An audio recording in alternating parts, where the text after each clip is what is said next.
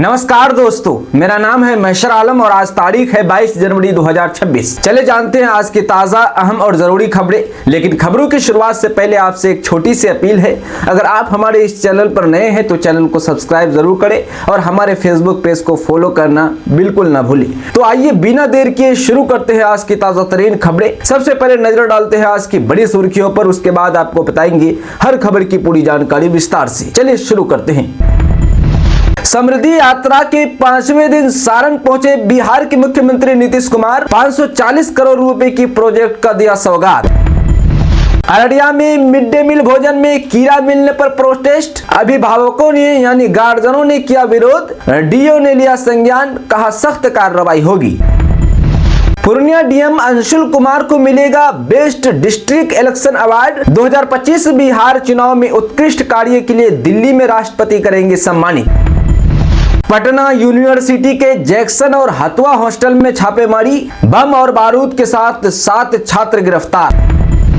कटिहार के डंडखोरा में वसंत पंचमी की तैयारी जोरों पर, सरस्वती प्रतिमाओं को कलाकार दे रहे हैं अंतिम रूप। कलाकारों की कहना है कि इस बार बड़ी है लागत क्योंकि सामान बहुत महंगे मिल रहे हैं। जमीनी नेता है नितिन नवीन। नीतीश कुमार की समृद्धि यात्रा से राज्य की जनता का हो रहा है लाभ, अशोक चौधरी का बड़ा बयान। बेटी की शिकायत पर पिता गिरफ्तार, स्मैक भी किया बरामद। किशनगंज में घरेलू हिंसा और नशे के आरोप में कार्रवाई। 23 साल बाद नियोजित शिक्षकों को मिलेगा प्रमोशन। 12 वर्ष की सेवा पूरी करने वाले होंगे पात्र। कटिहार जिले के ज्वेलरी शॉप में करोड़ों की चूड़ी, चोरों ने उड़ाए 8 किलो चांदी और 16 ग्राम सोना। मामले में 2 पुलिसकर्मी निलंबित।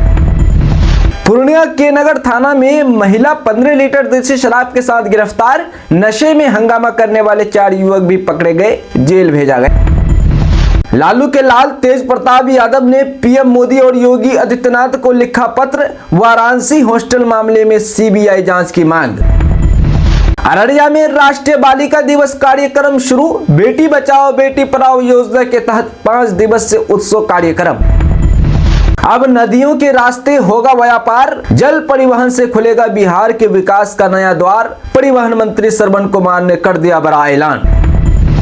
पूर्णिया में स्मैक तस्करी के लिए धंधेबाज करते थे ट्रेन का इस्तेमाल। 250 ग्राम स्मैक के साथ 4 तस्कर गिरफ्तार। पश्चिम बंगाल से कस्बाई इलाकों तक फैल रहा था नेटवर्क। बिहार के कैमूर जिले में राज्यसभा सांसद लिखी स्कॉर्पियो से 277 लीटर शराब बरामद। गाड़ी पर लगा था बीजेपी का झंडा। अररिया के नरपतगंज में युवक की सड़क हादसे में गई जान, एक घायल। दरोगा की परीक्षा देने किशनगंज जा रहा था, अज्ञात वाहन में मारी टक्कर। बिहार के सभी बंद चीनी मिल फिर से चालू होंगी। छपरा में बनेगा एयरपोर्ट, सम्राट चौधरी का बड़ा ऐलान। पूर्णिया में 5 महीने से फरार वांटेड साहिल गिरफ्तार। तारपीट से पूजा कर लौट रहा था, एसटीएफ पुलिस ने पकड़ा। फायरिंग में बच्चे को लगी थी गोली। जेडीयू नेता ललन सिंह के बाद नीतीश के करीबी परिवहन मंत्री श्रवण कुमार ने भी आरसीपी सिंह को दिया रेड सिग्नल, कहा ऐसे नेताओं की जरूरत नहीं। किशनगंज में शराब तस्कर गिरफ्तार। 143 लीटर विदेशी शराब किया बरामद, साथ ही कार को भी किया जब्त। चरघड़िया चेक पोस्ट पर कार्रवाई। कटिहार जिले के सोड़िया सड़क पर अनियमित ब्रेकर से लोग परेशान। डंडखोरा प्रखंड में दुर्घटना का खतरा, ग्रामीणों ने की जांच और सुधार की मांग। पूर्णिया जिले में 2 केजी स्मैक के साथ 2 तस्कर गिरफ्तार। पश्चिम बंगाल से लाई जा रही थी खेप, कार के बोनट के अंदर छिपा रखा था स्मैक। पूर्णिया में फायरिंग करने वाले 3 को किया गिरफ्तार। पुलिस ने 6 खोखे भी किए बरामद। जमीनी विवाद को लेकर चल रहा था तनाव। अररिया में पुलिस अवर निरीक्षक प्रारंभिक परीक्षा संपन्न। 7 केंद्रों पर 74% उपस्थिति। कदाचार मुक्त माहौल में हुई परीक्षा। अररिया के रानीगंज में दीदी अधिकार केंद्र का हुआ उद्घाटन। महिलाओं को मिलेगी कानूनी व सरकारी योजनाओं की जानकारी। अररिया के बसमतिया पुलिस ने 17 बोतल शराब के साथ तस्कर पकड़ा। भारत नेपाल सीमा पर बाइक से हो रही थी तस्करी। कटिहार में अवैध हथियार के साथ युवक गिरफ्तार। गुप्त सूचना पर छापेमारी, पुलिस देखकर भागा। पिस्टल मैगजीन बरामद।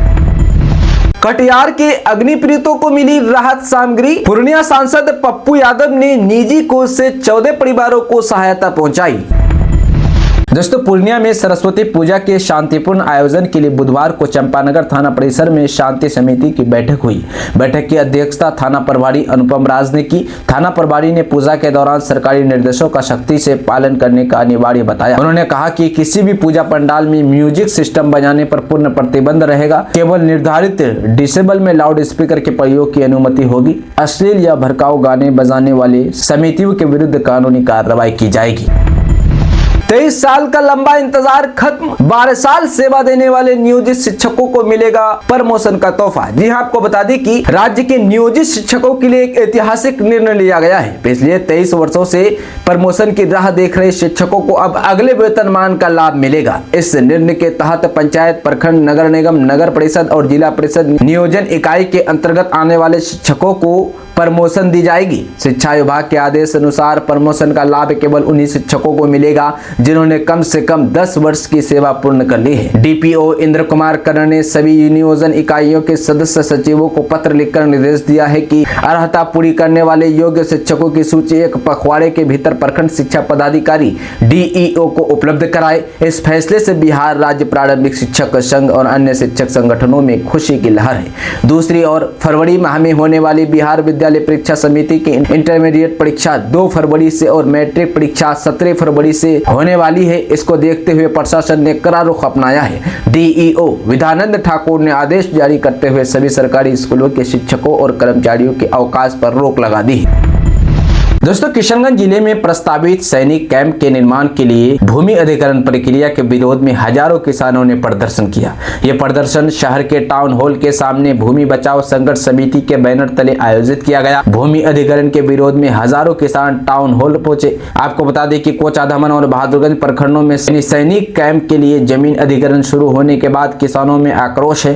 प्रदर्शन के दौरान किसानों ने हाथों में स्लोगन लिखी तख्तियां ले रखी थी और केंद्र सरकार के खिलाफ जमकर नारेबाजी की। घटनास्थल पर एआईएमआईएम के प्रदेश अध्यक्ष अख्तरुल ईमान और विधायक सरवर आलम सहित कई अन्य नेता मौजूद थे। दोस्तों, अररिया जिले में भ्रष्टाचार के खिलाफ विशेष निगरानी इकाई पटना की टीम ने बड़ी कार्रवाई की है।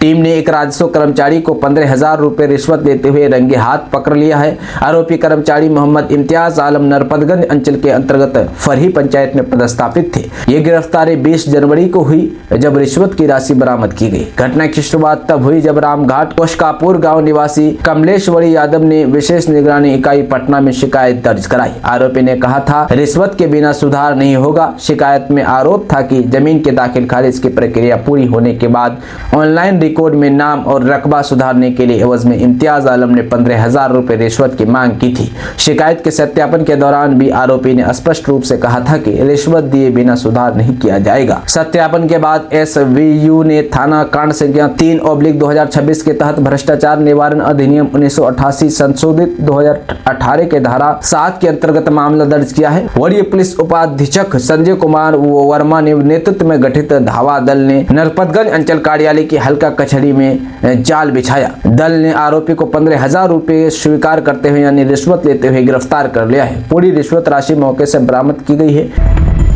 बिहार के बुजुर्गों की मौज, अब लाइफ सर्टिफिकेट की टेंशन खत्म। सीएम नीतीश ने पेंशन के नियमों में कर दिया ऐतिहासिक बदलाव। जी हां, क्या ऐतिहासिक बदलाव किया है सुनिए। जी हां, आपको बता दें कि बिहार के मुख्यमंत्री नीतीश कुमार ने राज्य के वृद्धजनों, दिव्यांगों और विधवाओं के लिए महत्वपूर्ण निर्णय लिया है, जिससे लाखों लाभार्थियों को बड़ी राहत मिली है। अब सामाजिक सुरक्षा पेंशन योजना के तहत यदि किसी कारण से जीवन प्रमाणीकरण, लाइफ सर्टिफिकेट या ई-केवाईसी नहीं हो पाया है तो भी उनकी मासिक पेंशन नहीं रोकी जाएगी। समाज कल्याण मंत्री मदन सहनी ने बुधवार को पटना में आयोजित एक प्रेस कॉन्फ्रेंस में ये जानकारी दी है। उन्होंने स्पष्ट किया है कि तकनीकी खामी या किसी अन्य वजह से प्रमाणीकरण में चूक होने पर भी किसी पात्र व्यक्ति की पेंशन बंद नहीं होगी। जो लाभार्थी खुद कॉमन सर्विस सेंटर CSC पर जाकर बायोमेट्रिक सत्यापन नहीं करा पाते उनके लिए घर पर ही सत्यापन की व्यवस्था की जाएगी। साथ ही पंचायत और प्रखंड स्तर पर विशेष शिविर भी लगाए जाएंगे ताकि सभी को आसानी से यह प्रक्रिया पूरी करने में मदद मिले। वहीं मंत्री ने बताया कि पिछले साल जून में पेंशन राशि बढ़ाकर 1100 रुपये मासिक करने के बाद राज्य में लगभग 6 लाख नए पेंशन धारक जुड़े हैं। सरकार समाज के हर वर्ग के कल्याण के प्रति पूरी तरह प्रतिबद्ध है। दोस्तों, अररिया थाना क्षेत्र के केमरा गांव में बिजली चोरी के खिलाफ विभाग ने सख्त कार्रवाई की है। कनीय अभियंता जेई राजकुमार प्रसाद के नेतृत्व में हुई छापेमारी के दौरान अवैध बिजली उपयोग के कई मामले सामने आए हैं। इस संबंध में कुल 5 लोगों के खिलाफ अररिया थाना में बिजली चोरी का मामला दर्ज किया गया है। साथ ही 1,04,789 रुपये जुर्माना लगाया गया है। जेई राजकुमार प्रसाद ने बताया कि जाँच में 5 उपभोक्ता अवैध रूप से बिजली का उपयोग करते पाए गए हैं। इन सभी पर भारी जुर्माना लगाया गया है। बिहार में राशन कार्ड पर डिजिटल स्ट्राइक, 52 लाख लोगों का नाम कटा। क्या आप भी है इसमें शामिल? चलिए विस्तार से समझते हैं। बिहार के राशन कार्ड धारकों के लिए एक बड़ी और चिंताजनक खबर सामने आई है। राज्य सरकार के खाद्य एवं उपभोक्ता संरक्षण विभाग ने एक बड़ा कदम उठाते हुए लगभग 52.22 लाख लोगों के नाम राशन कार्ड सूची से हटाने की तैयारी कर ली है। यह कार्रवाई आधार सीडिंग न होने या गलत जानकारी के कारण वेरिफिकेशन रिजेक्ट होने के बाद की जा रही है। इसका सीधा असर उन गरीब परिवारों पर पड़ेगा जिन्हें अब सरकारी दुकानों में सस्ता या मुफ्त अनाज नहीं मिल सकेगा। सरकार अब केवल उन्हीं को लाभ देगी जिनका डेटा पूरी तरह सही और सत्यापित है। बिहार के सभी 38 जिलों में राशन कार्डों की जांच के दौरान यह पाया गया कि लाखों लोगों का आधार डेटा मेल नहीं खा रहा है। अब तक राज्य में 5 करोड़ लोगों का वेरिफिकेशन सफल रहा है, लेकिन 52 लाख लोगों का आवेदन तकनीकी खामियां या गलत आधार नंबर के कारण रिजेक्ट कर दिया गया है। विभाग ने स्पष्ट किया है कि जिन लोगों की आधार सीडिंग सफल नहीं होगी उन्हें पीडीएस यानी फ्री राशन योजना के लाभ से वंचित कर दिया जाएगा। दोस्तों, बिहार में भी गोवा, गुजरात, महाराष्ट्र के तरह जल परिवहन के जरिए माल ढुलाई के लिए जल परिवहन को विकसित करने का काम किया जा रहा है, जिससे अब सड़क के अलावा प्रदेश में जलमार्ग के साथ भी अन्य जगहों पर जरूरी सामानों को आने जाने के लिए नेटवर्क विकसित किया जा सके। विभाग के अधिकारियों ने बताया कि फिलहाल इस प्रोजेक्ट पर कार्य चल रहा है। उम्मीद है कि इस साल के अंत तक इस प्रोजेक्ट को पूरा कर जलमार्ग के जरिए माल ढुलाई का कार्य शुरू कर दिया जाएगा। वहीं इस संदर्भ में परिवहन मंत्री श्रवण कुमार ने गाय घाट से दीघा घाट तक वाटर मेट्रो वेसल में सफर करके जलमार्ग परिवहन व माल ढुलाई की संभावनाओं का जायजा लिया। उन्होंने कहा कि जलमार्ग रेल और सड़क की तुलना में काफी रास्ता और पर्यावरण के अनुकूल विकल्प है। जलमार्ग के जरिए बालू, सब्जियां और भारी सामान की ढुलाई आसान हो सकती है। साथ ही इस क्षेत्र में रोजगार के अनेक अवसर होने की संभावना है। मैं आपका दोस्त हूं सर, पुरानी सहयोगी की बात सुन रुके सीएम नीतीश कुमार, डीएम को तुरंत एक्शन लेने का दिया निर्देश। जी हां, आपको बता दें कि बिहार के मुख्यमंत्री नीतीश कुमार का एक अलग और भावुक रूप बख्तियारपुर में देखने को मिला। एक निजी कार्यक्रम में शामिल होने जा रहे मुख्यमंत्री जब अपने पुराने राजनीतिक साथी सरो प्रसाद की आवाज सुनी तो उन्होंने न केवल अपना काफिला रुकवाया बल्कि वर्षों से लंबित उनकी समस्या का मौके पर ही निपटारा करने का निर्देश दिया। दरअसल रविवार को जैसे ही मुख्यमंत्री नीतीश कुमार का काफिला बख्तियारपुर से गुजर रहा था, सरो प्रसाद नामक बुजुर्ग ने उन्हें आवाज दी और अपनी समस्याओं की ओर ध्यान आकर्षित कराया। सरो प्रसाद ने अधिकारियों को मुख्यमंत्री के शुरुआती संघर्ष के दिनों का परिचित बताया। बाद में सीएम से मिलते हुए भावुक होते हुए कहा कि मैं आपका पुराना दोस्त हूं सर, आप बहुत देर से आए हैं, आपकी पुरानी टीम में अब मैं ही अकेला बचा हूं। दोस्तों, केंद्र सरकार के निर्देश पर राज्य में 1 अप्रैल से किसानों से गेहूं की सरकारी खरीद होगी। जी हां, पैक्सों एवं व्यापार मंडलों के अलावा भारतीय खाद्य निगम के माध्यम गेहूं की खरीद की जाएगी। इस वर्ष केंद्र सरकार ने गेहूं का न्यूनतम समर्थन मूल्य 2585 रुपये प्रति क्विंटल निर्धारित किया है। गेहूं की सरकारी खरीद उन्हीं किसानों से होगी जिनका निबंधन कृषि विभाग के पोर्टल पर रहेगा। किसानों के लिए ऑनलाइन निबंधन की प्रक्रिया प्रारंभ हो चुकी है। सहकारिता विभाग से मिली जानकारी के मुताबिक जो किसान बीते वर्ष में गेहूं की बिक्री हेतु उक्त पोर्टल पर निबंधित थे, उन्हें इस वर्ष निबंधित हेतु आवेदन करने की आवश्यकता नहीं है। हालांकि यदि किसी किसान को भूमि विवरण अथवा नामित सदस्य संबंधी जानकारी में व पोर्टल के माध्यम से आवश्यक बदलाव कर सकते हैं। कृषि विभाग के abtagriculture.bihar.government.in पर ऑनलाइन निबंधन की सुविधा उपलब्ध है। आपको बता दें कि किसानों के हित में सरकार ने गेहूं के न्यूनतम समर्थन मूल्य MPS में वृद्धि की है, जो विगत वर्ष की तुलना में 160 रुपये क्विंटल अधिक है। दोस्तों बिहार में उत्तर पश्चिमी दिशा में चलने वाली ठंडी हवाएं कमजोर पड़ गई हैं, जिससे सर्दी में थोड़ी राहत मिली है।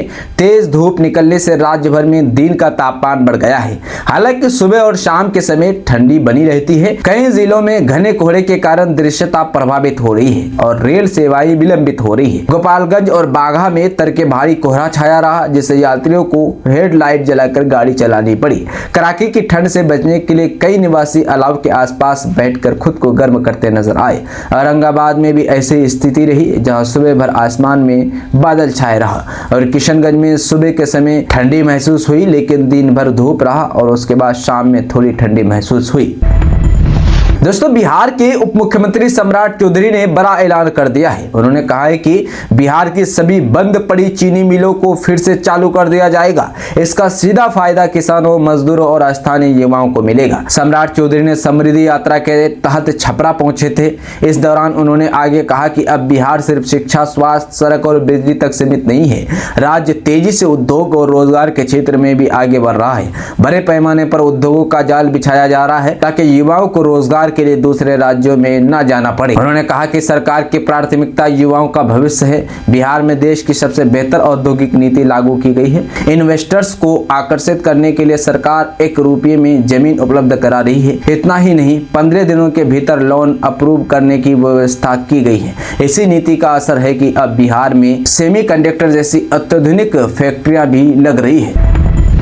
दोस्तों बिहार पुलिस एक्शन मोड में है और कुख्यात अपराधियों पर एक के बाद एक कार्रवाई की जा रही है। इसी बीच पटना जिले के विभिन्न थाना क्षेत्रों में सक्रिय अपराधियों के खिलाफ पुलिस ने सख्त रूप अपनाया है। एसएसपी कार्तिक के शर्मा के अनुरोध पर रेंज आईजी जितेंद्र राणा ने 10 अपराधियों पर 25-25 हजार रुपए का इनाम घोषित किया है। इन सभी के खिलाफ अलग अलग थानों में कई मामले दर्ज है और अन्य गंभीर कांडों में भी वंचित बताए जा रहे हैं। इनमें से कुछ अपराधियों का लंबा आपराधिक इतिहास भी रहा है। पुलिस के अनुसार इन अपराधियों की तलाश हत्या के प्रयास, हत्या, लूट, डकैती सहित अन्य संगीन मामलों में की जा रही है। इनाम घोषित होने के बाद अब स्थानीय थाना पुलिस के साथ साथ एसटीएफ और विशेष टीमें भी इनकी गिरफ्तारी में जुट गई है। पुलिस ने सभी अधिकारियों की पूरी कुंडली तैयार कर ली है और उनकी लोकेशन व गतिविधियों पर लगातार नजर रखी जा रही है। अधिकांश अपराधी मोकामा, बाढ़, खुसरूपुर और फतुहा थाना क्षेत्र में वंचित है। इसी क्रम में रेंज आईजी जितेंद्र राणा ने राजगीर अनुमंडल पुलिस पदाधिकारी कार्यालय में नालंदा एसडीपीओ राजगीर और विभिन्न थाना अध्यक्षों के साथ विधि व्यवस्था की समीक्षा बैठक की। दोस्तों बिहार में धार्मिक पर्यटन लगातार नई ऊंचाइयों को छू रहा है। एक और पूर्वी चंपारण जिले के केसरिया में विश्व की सबसे ऊंची शिवलिंग की स्थापना से श्रद्धालुओं की भीड़ उमड़ रही है। वहीं दूसरी ओर राजधानी पटना से सटे गौरीचक प्रखंड में बन रही अर्धनारीश्वर की भव्य प्रतिमा भी देश दुनिया का ध्यान अपनी ओर खींच रही है। गौरीचक के चांदसी गाँव में 108 फीट ऊंची अर्धनारीश्वर की यह प्रतिमा आकार ले रही है, जिसे संभवतः विश्व की सबसे ऊंची अर्धनारीश्वर प्रतिमा माना जा रहा है। चांदसी गांव में लगभग 1 एकड़ में विशाल मंदिर परिसर का निर्माण किया जा रहा है, जिसमें भगवान शिव के अर्धनारीश्वर स्वरूप को स्थापित किया जाएगा। फिलहाल प्रतिमा को अंतिम रूप देने का काम तेजी से चल रहा है। इस महाकाय प्रतिमा के निर्माण में महाराष्ट्र, ओडिशा, कर्नाटक, उत्तर प्रदेश और बिहार से आए करीब 200 कुशल कारीगर और मजदूर पिछले 3 वर्षों से लगातार जुटे हुए हैं। पत्थर और सीमेंट से आकार ले रही यह प्रतिमा तकनीक और आस्था का अनूठा संगम है। बिहार के सारण जिले में समृद्धि यात्रा के तहत पहुंचे मुख्यमंत्री नीतीश कुमार ने यहां एक जनसभा को संबोधित किया। बिहार के गृह मंत्री सम्राट चौधरी ने भी इस सभा को संबोधित करते हुए इतने बड़े दावे कर दिए जो कि वास्तविकता से परे हैं। उन्होंने कहा कि बिहार की गलियों में इतनी सड़कें हैं जितने कि बिहार के पड़ोसी उत्तर प्रदेश, बंगाल, झारखंड या नेपाल में भी नहीं है। बिहार में मुख्यमंत्री नीतीश कुमार की समृद्धि यात्रा जारी है। इस यात्रा के तहत वे अलग अलग जिलों में पहुंचकर विकास कार्यों का निरीक्षण कर रहे हैं और नई विकास परियोजनाएं शुरू कर रहे हैं। वे जन संवाद भी कर रहे हैं। बुधवार को वे सारण जिले में पहुंचे। यहां पर उन्होंने कई प्रोजेक्टों के निरीक्षण के साथ साथ एक सभा को भी संबोधित किया, लेकिन यहां बहुत फेंका गया, इतना फेंका गया है कि लोग मान भी नहीं करेंगे। नाम में गांधी लगाने से कुछ नहीं होता है। गांधी जी ना बुलेट चलाते थे, ना ही जींस टी शर्ट पहनते थे। ये कहना है जनशक्ति जनता दल के राष्ट्रीय अध्यक्ष तेज प्रताप यादव का। दरअसल बुधवार को तेज प्रताप यादव ने राहुल गांधी पर जबरदस्त हमला बोला। तेज प्रताप यादव ने राहुल गांधी को लेकर तीखी प्रतिक्रिया दी है। जब तेज प्रताप यादव से सवाल किया गया कि राहुल गांधी आरोप लगा रहे हैं कि महात्मा गांधी का अपमान किया जा रहा है, मनरेगा का नाम बदलकर गांधी जी का अपमान किया गया है। राहुल गांधी के बयान को सुनते ही तेज प्रताप यादव के तेवर बदल गए और उन्हें तीखे स्वर में कहा कि गांधी का कौन अपमान करता है, कौन अपमान नहीं करता है, इसकी चिंता उनको क्यों है भाई, खुद तो बुलेट चलाते हैं। गांधी जी बुलेट चलाते थे क्या? जींस शर्ट पहनते हैं, गांधी जी जींस शर्ट पहनते थे क्या? तेज प्रताप यादव ने कहा कि गांधी जी तो पूरे देश में चरखा चलाए, खादी के वस्त्र को लाए, खादी का प्रचलन किए, तो राहुल गांधी खुद जींस और टी शर्ट क्यों पहनते हैं? नहीं पहने जींस और टी शर्ट। तेज प्रताप यादव ने आगे कहा कि खुद तो राहुल गांधी मानते ही नहीं गांधी जी को, खाली नाम में टाइटल में गांधी लगा देने से आप बाबा नहीं बन जाइएगा। तेज प्रताप यादव के इस बयान से सियासी सरगर्मी आई। दोस्तों, बिहार के मुख्यमंत्री नीतीश कुमार ने बुधवार को समृद्धि यात्रा के तहत सारण जिले का दौरा किया और जिले को 540 करोड़ रुपए से अधिक की विकास योजनाओं की सौगात दी। इस दौरान उन्होंने विभिन्न विभागों की योजनाओं का लोकार्पण और शिलान्यास किया और जनसभा को संबोधित करते हुए कहा कि राज्य सरकार का लक्ष्य है कि विकास का लाभ समाज की अंतिम पंक्ति के व्यक्ति तक पहुंचे। उन्होंने कहा कि सड़क, पुल, शिक्षा, स्वास्थ्य, पेयजल, बिजली, कृषि और रोजगार के क्षेत्र में निरंतर कार्य हो रहे हैं और सारण जिला भी तेजी से विकास के राह पर आगे बढ़ रहा है। मुख्यमंत्री ने अपने संबोधन में कहा कि पहले के समय में बिहार में बुनियादी सुविधाओं का घोर अभाव था, लेकिन अब हर क्षेत्र में बदलाव दिखाई दे रहा है। उन्होंने बताया कि समृद्धि यात्रा का उद्देश्य जमीनी स्तर पर विकास कार्यों की समीक्षा करना, योजनाओं का लाभ आम लोगों तक पहुंचाना और जनता की समस्याओं को सीधे सुनकर उनका समाधान करना है। नीतीश कुमार ने कहा कि महिलाओं के सशक्तिकरण के लिए जीविका, स्वयं सहायता समूह, सिलाई कढ़ाई केंद्र और रोज जागरूक प्रशिक्षण कार्यक्रम चलाए जा रहे हैं, जिससे हजारों महिलाएं आत्मनिर्भर बन रही है। दोस्तों, किशनगंज के बहादुरगंज से एआईएमआईएम विधायक तौसीफ आलम ने संगीतकार एआर रहमान के हालिया बयान पर असहमति जताई है। उन्होंने अपने एक बयान के कथित तोड़ मरोड़ पर भी स्पष्टीकरण दिया और पटना के एक हॉस्टल में छात्रा के साथ कथित बलात्कार मामले में अधिकारियों को निलंबित करने की मांग की। विधायक तौसीफ आलम ने एआर रहमान के उस बयान पर प्रतिक्रिया दी है जिसमें एआर रहमान ने कहा था कि कुमार सानू और मोहम्मद रफी का दौर बीत चुका है और अब नए संगीत तथा नए गायकों का समय है। तौसीफ आलम ने कहा कि वह रहमान के इस विचार से सहमत नहीं है। उन्होंने भारत में बोलने की आजादी पर जोर देते हुए कहा कि दुनिया में ऐसा कोई देश नहीं है जहां हिंदू, मुस्लिम, सिख, ईसाई सभी को अपनी राय रखने और कानूनी लड़ाई लड़ने का अधिकार हो। उन्होंने रहमान के बयान को संगीत की विविधता और इतिहास की अनदेखी बताया। इस दौरान विधायक ने मीडिया चैनल पर उनके जलसे के वीडियो को तोड़ मरोड़ कर पेश करने का आरोप लगाया। तौसीफ आलम ने स्पष्ट किया कि उन्होंने जलसे में कहा था कि हाफिज कुरान बनना अच्छी बात है और एक हाफिज कुरान आईएएस बन चुका है। उन्होंने युवाओं से हाफिज मौलाना बनने के साथ साथ आईएएस, आईपीएस, डॉक्टर, इंजीनियर और जज बनने का भी आह्वान किया था। उन्होंने कहा कि उनका बयान गलत तरीके से प्रस्तुत किया गया था। किशनगंज कोर्ट में युवक युवती का हंगामा। महिला बोली युवक ने झूठ बोलकर शादी की, धर्म बदलवाया, जेल में हुई थी मुलाकात। जी हां, आपको बता दें कि किशनगंज व्यवहार न्यायालय परिसर में एक युवक और युवती के बीच जमकर हंगामा हुआ। महिला ने युवक पर शादी में धोखाधड़ी का आरोप लगाया। ये घटना तब हुई जब युवक न्यायालय में अपनी हाजिरी लगाने पहुंचा था। महिला का आरोप है कि युवक ने उससे अपनी पहली शादी की बात छिपाई और उसे धोखा देकर विवाह किया। महिला ने यह भी बताया कि युवक ने उसका धर्म परिवर्तन करवा कर शादी की थी। सदर थाना अध्यक्ष अभिषेक कुमार रंजन ने बताया कि फिलहाल पुलिस को इस प्रकार की कोई सूचना नहीं मिली है। दोस्तों, किशनगंज में चल रहे सिपाही प्रशिक्षण की व्यवस्था का जायजा किशनगंज एसपी संतोष कुमार ने लिया। एसपी मंगलवार सुबह प्रशिक्षण स्थल खगड़ा स्टेडियम पहुंचे और आवश्यक पड़ताल की। इस दौरान एसपी ने प्रशिक्षु सिपाहियों के परेड का अवलोकन किया। उन्होंने कुल 207 प्रशिक्षु सिपाहियों को अनुशासन का पाठ पढ़ाया और उनसे बारी बारी से पुलिसिंग के बारे में पूछा। एसपी ने प्रशिक्षुओं से कहा कि पिछले 6 माह से दिए जा रहे प्रशिक्षण में साझा की गई बातों को अब पोस्टिंग के दौरान भी दिखाना होगा। उन्होंने बेहतर प्रशिक्षण लेकर पुलिस के कार्यों को जानने पर जोर दिया। एसपी ने यह भी कहा कि पुलिस में अनुशासन सबसे महत्वपूर्ण है, जो बेहतर पुलिसिंग के लिए अति आवश्यक है। दोस्तों, अररिया के फारबिसगंज प्रखंड स्थित प्राथमिक विद्यालय फेना में मध्याह्न भोजन में कीड़े मिलने के बाद छात्र छात्राओं और उनके अभिभावकों ने बुधवार को जमकर विरोध प्रदर्शन किया। आक्रोशित अभिभावकों यानी गार्जियनों और छात्राओं ने स्कूल परिसर में इकट्ठा होकर घटना के लिए जिम्मेदार प्रधानाध्यापक के तत्काल तबादले की मांग की। उन्होंने स्कूल में साफ सफाई की कमी पर भी गंभीर सवाल उठाए। प्रदर्शनकारियों ने बताया कि मिड डे मील में कीड़े मिलने से बच्चों का स्वास्थ्य खतरे में पड़ गया है। अभिभावकों का आरोप है कि बार बार शिकायत के बावजूद स्कूल प्रशासन ने कोई सुधार नहीं किया, जिसके कारण ये स्थिति संपन्न हुई। एक अभिभावक ने गुस्से में कहा कि बच्चों को स्कूल में जहर दिया जा रहा है। घटना की सूचना मिलते ही अररिया के जिला शिक्षा पदाधिकारी डीईओ ने तुरंत संज्ञान लिया। डीईओ ने बताया कि उन्हें प्राथमिक विद्यालय फेना में मध्याह्न भोजन में अनियमितता और साफ सफाई की कमी की जानकारी मिली है।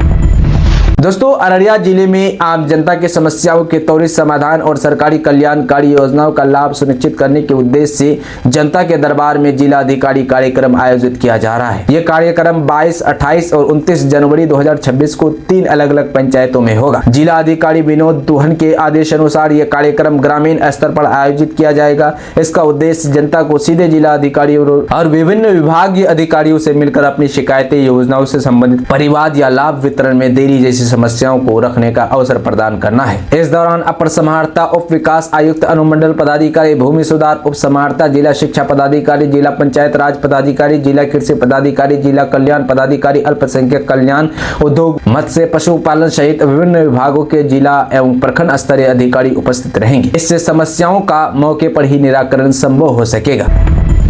दोस्तों, कटिहार के न्यू मार्केट स्थित वर्मा ज्वेलर्स में बुधवार रात भीषण चोरी हुई। चोरों ने दुकान के 5 ताले तोड़कर लगभग 26,90,000 रुपए मूल्य के आभूषण चुरा लिए।